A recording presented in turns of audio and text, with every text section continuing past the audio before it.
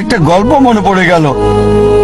এক সময় একজন ফেরেশতা এসে এক লোককে বলল, আমি তোমার উপর খুশি, তুমি যা চাইবে আমি তোমাকে তাই দেব, তবে একটা শর্ত, যা তুমি চাইবে আমি তোমাকে সব দেব, তবে তোমার প্রতিবেশীকে দেব তার দ্বিগুণ। লোকটা বলল, একটা রোলেক্স ঘড়ি আমার চাই। ফেরেশতা তাকে রোলেক্স ঘড়ি দিয়ে দিল। প্রতিবেশী দুটো রোলেক্স ঘড়ি পেল। লোকটি বলল, একটা মার্সিডিজ গাড়ি আমার চাই। ফেরেশতা তাকে মার্সিডিজ গাড়ি দিল।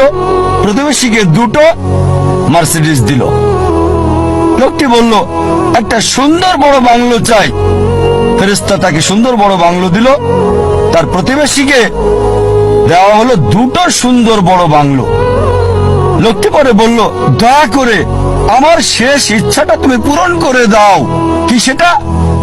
আমার একটা চোখ তুমি নষ্ট করে দাও, যাতে কিছু আমি চোখে না দেখতে পাই।